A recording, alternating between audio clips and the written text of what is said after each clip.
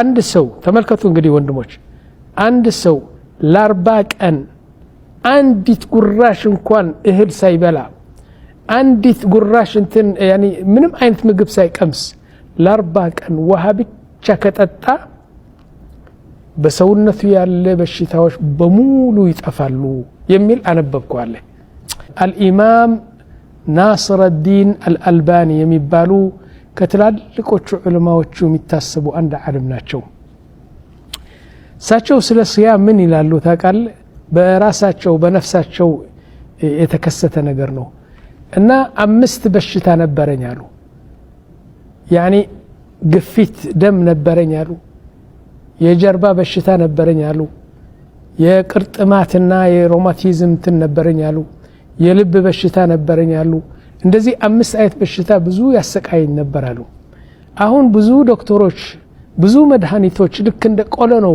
መድኃኒቶች የሚወስደዋል አንድ ቀን ደክሜ ተኝቼ በአልጋ ያለሁ አንድ የመጽሐፍ ሸልፍ አለ በዛ በቀኝ በኩል አንዲት መጽሐፍ ትንሽ አየሁና ምንድነች እቺ መጽሐፍ አንብቤያት አላቅም ብዬ ሳብ አደረኩትና አነባለሁ ለካ ምን ይላል الصيام ይላል ስለ ጾም ነው የሚናገረው አነበብኩት ያኒ ባጭሩ መጽሐፉ ምንድነው የሚለው አንድ ሰው ተመልከቱ እንግዲህ ወንድሞች አንድ ሰው ለ40 ቀን አንዲት ጉራሽ እንኳን እህል ሳይበላ አንዲት ጉራሽ እንትን ያኒ ምንም አይነት ምግብ ሳይቀምስ ለ40 ቀን ውሃ ብቻ ከጠጣ በሰውነቱ ያለ በሽታዎች በሙሉ ይጠፋሉ የሚል አነበብኳለ 40 ቀን ውሃ ብቻ ይጠጣ እንዴት ይቻላል አልኩ ላኪን እኔ አለ አላህ የሰጠኝ አንድ ችሎታ አለ አለ አንድ ነገር አደርጋለሁ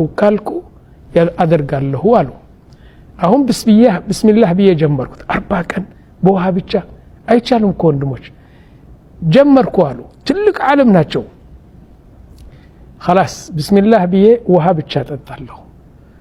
ብቻ ጠጣለሁ ይርበኛል በተለይ በ3-4 ቀን አለ መጀመሪያ 3-4 ቀን ራስ ምታት ያሰቃየኝ ያዞረኛል ወድቃለሁ ከራብ የተነሳ ምክንያቱ ሰውነቴ ምግብ ነው የለመደው አሁን ስልስል በቃ አዘምት ቃል ገባሁ በራሴ 40 ቀን መሄድ አለብኝ አልኩ ሄድኩና ውሃ እየጠጣሁ ጀርባዬ እንደዚህ በቃ ተቀወሰ አለ በራብ የተነሳ አሁን 10 ቀን ሄድኩ ከ10 ቀን በኋላ እንኳን ምግብ አለ ውሃው ራሱ አልዋጥም አለኝ አለ ውሃው ራሱ ልጠጣ ብል አልዋጥም አለኝ ደከመ ሰውነቴ ላኪን 40 ቀን መቆየት አለብኝ በሞትም ምንም አይደለም አልኩ ቀጠልኩ ውሃ ብቻ ጧት ተነስቼ ውሃ ቀን ውሃ ማታ ውሃ ብቻ እጠጣለሁ አለ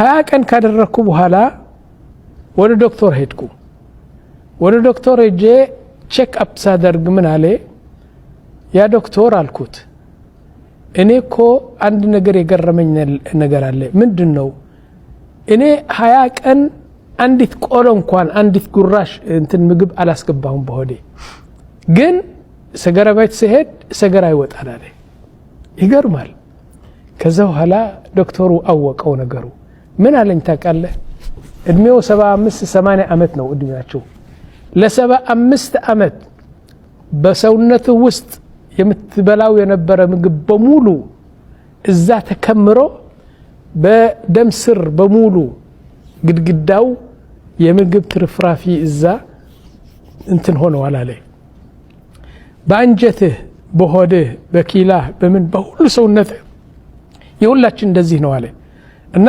75 አመት የበላው በሙሉ የሰውነታችን የውስጥ ግድግዳዎች በሙሉ ተረሰብ ማለት ልክ እንደ እዛ ተለዘገንትኑ የምግቡ ትርፍራፊ እዛ እንትን አለ አሁን ምግብ ስታቋርጥ አለ ያቺ የምትፈጨው ሆዳችን የምትፈጨው ነገር ስላጣች የመዘመጀች በሰውነትህ የነበረው በሙሉ የምግብ ትርፍራፊና በሙሉ ሙጥጥ ጠርጋ በሙሉ ወሰደችዋል እሱ ነው ሰገራ የሚወጣው እና ቀጥላሉ ከዛ 25 ቀን ሲሄድ እንዲያውም በእግሬ መቆም አቃተኛ ላይ ሰው ተሸክሞ ወደ አልጋ ተሸክሞ ወደ ሂድ እንደዚህ አልሙሂም ብዬ 40 ቀን ሞላሁት አለ ይተመናል نعم والله ሼኹ ትልቅ ሼኽ ትልቅ ዓለም ባይሆን ኖሮ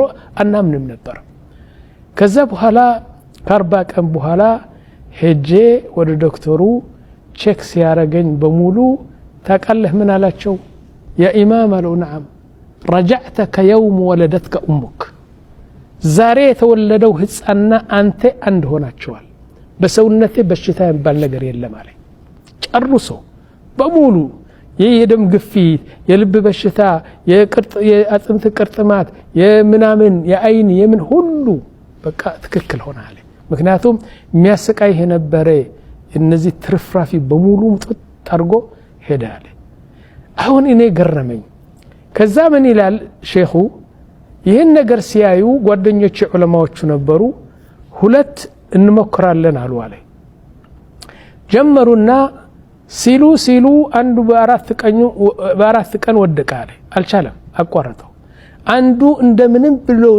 ብሎ 10 ቀን ሄደና ከ10 ቀን አልሄደም አለ አቋረጠ አይቻልም ጨርሶ አይቻልም እኔ አሁን ላስቃችሁ እኔና ጓደኛዬ ይህን ነገር ስንሰማ እስቲ እንሞክር አልኩት እንሞክር 40 ቀን አይዋ እንሞክር አልኩት ቢስሚላህ ብለን ሞከርን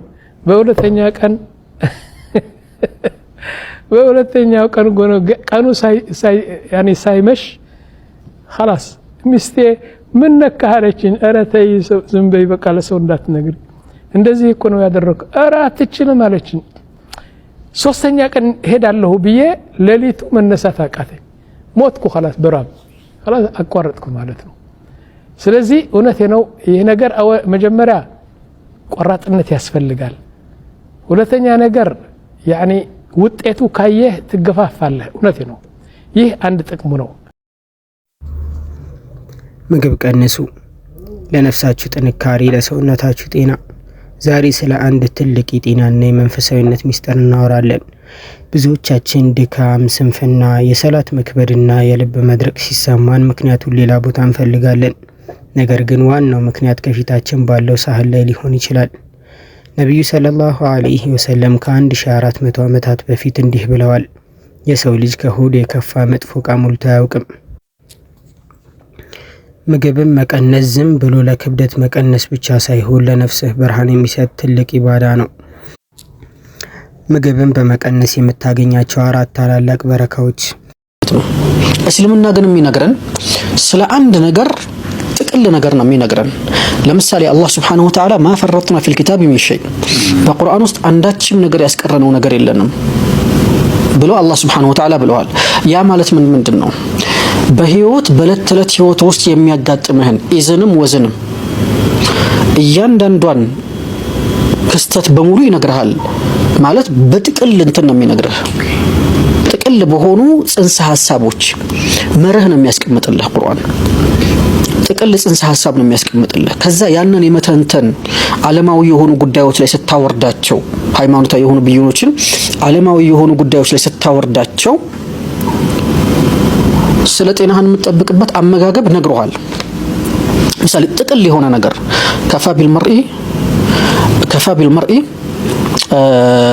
أن يأكل لقمة أو لقمتين يقمن صلبه አጭር ነገር ነው አንድ ጉርሻ ወይም ሁለት ጉርሻ ጀርባውን ሊያቆምለት የሚችል የሆነን ምግብን መመገቡ ለአንድ ግለሰብ ይበቃዋል ይሄ አሁን ጥቅል ጽንሰ ሐሳብ ነው ኮንሰፕት ነው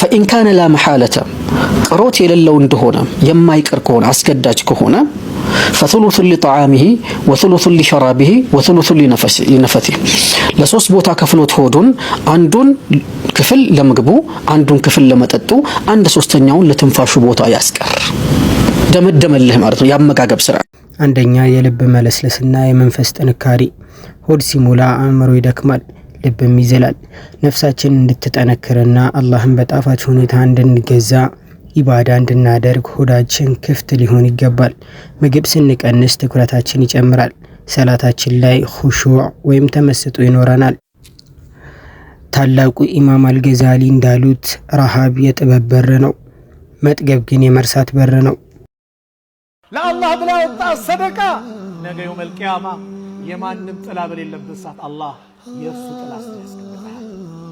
ዛሬ ግን አላህ ይዘን ሰደቃችን አላህ ይዘን ታዲያ አደባባይ ካልወጣ ሰደቃችን እንኩፈሳለን እንመጻደቃለን። ላ ተብቲሉ ሰደቃቲኩም ቢልመን ወልአዛ ሰደቃችሁን እናንተ የሰጣችሁት ምጽዋትን ሰዎች ላይ በመመጻደቅና አዛ በማድረግ አታበላሹት አለ አላህ። እኛ እኮ ነን እንዲያፍታም ያደረግነው ትላንት ባዶ ነበረ ዛሬ ነን እኮ እንዲህ ሰው ያደረግነው ይላል። አትመጻደቅ፣ ሰውን አዛ አታሸማ። አራተኛ የተቸገሩትን ማስታወሻ ምግብ ቀንሰህ ጥቂት የረሃብ ስሜት ሲሰማህ በዓለም ዙሪያ የሚራቡ ምስኪን ወንድም እህቶችህን ታስታውሳለህ። ይህ ስሜት ደግሞ ሹክር ወይም ምስጋና ውስጥ እንድትገባና ለሰዎች አዛኝ እንድትሆን ያደርግሃል። እንዴት እንጀምር? ረሃብ ሳይሰማህ አትብላ። ሆድህ ምግብ እስኪጠይቅህ ድረስ አትመገብ። ሳትጠግብ አትነሳ። ልክ መጥገብ ሲጀምረህ እጅህን ሰብስብ። ያቺ የቀረችዋ ቦታ ለትንፋሽና ለጤናህ ትሆናለች። በረካን ፈልግ። ስትበላ ቢስሚላህ በል። በመካከሉም አላህን አመስግን። ውድ ወንድሜ ምግብህን ስትቀንስ ህይወትህ ይቀላል፣ ጭንቀትህ ይቀንሳል፣ አምልኮህ ይጣፍጣል።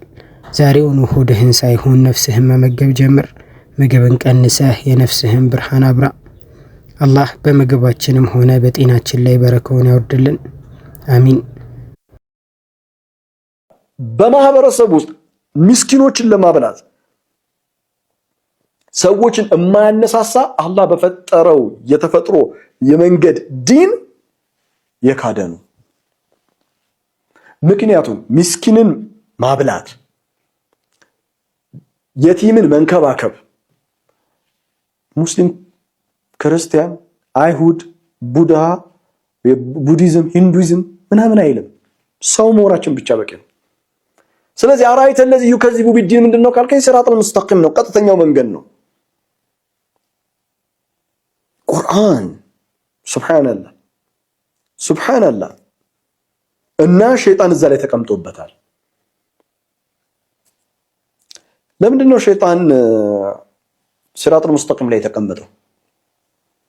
ቀጥተኛው መንገድ ላይ ሰዎች እንዳይዙ የሚያደርገው ለምንድነው? ምክንያቱም ሸይጣን የሚያውቀው ኢብሊስ የሚያውቀው አንድ ነገር አለ። እርሱ ምን ነው ታውቃለህ? ያንተ ብቸኛ ሀብትህ፣ ያንቺ ብቸኛ ሀብትሽ፣ የኔ ብቸኛ ሀብቴ ሲራጡል ሙስተቂም ላይ መሆን ነው። ስለዚህ ሸይጣን ዓላማው ይሄንን ሀብታቸውን እነጥቃቸዋለሁ። I will take this treasure፣ ይሄ አስደናቂ የሆነውን ትሬዠር እነጥቃቸዋለሁ እና እድሜን ሁሉ የምሰራው ለአቁደነ ለሁም ሲራጠከል ሙስተቂም። ሸይጣን ምንድነው የሚያደርገው ታውቃላችሁ? በፍልስፍናዊ አይዲያ ውስጥ፣ በሳይኮሎጂ ውስጥ፣ በፖለቲክስ ውስጥ፣ በሁሉም መስክ ውስጥ ሸይጣን የሚሰራው ነገር አላህ የፈጠረው ተፈጥሯዊ ዲን አለ፣ ፕሪንሲፕል አለ። እሱን ማስቀየር ነው። እንዲቀየር ነው የሚፈልገው፣ እንዲለወጥ ነው የሚፈልገው። በጊዜ ሂደት ሐሳቡን በሰዎች ስር በማስረጽ ዛሬ የሸይጣንን ሐሳብ የምትሰማው ቲክቶክ ላይ ነው፣ ሶሻል ሚዲያ ላይ። አቤት እንዴት እንትን አላህ Subhanahu Wa Ta'ala እኔም በተናገርኩት እናንተም በሰማችሁት ተጠቃሚ ሰዎች አድርገን። እዚህ ቻናል ላይ የምንለቃቸው ቪዲዮዎች ከተመቻችሁ የቴሌግራም ኮሚኒቲ እንዲሁም ሁለተኛ ቻናል አለን። የሁለቱንም ሊንክ ኮሜንት ላይ አስቀምጥላችኋለሁ። ገብታችሁ ፎሎ አድርጉ። ለዚህ ቻናልም አዲስ ከሆናችሁ ሰብስክራይብ በማድረግ ቤተሰብ ሆኑ።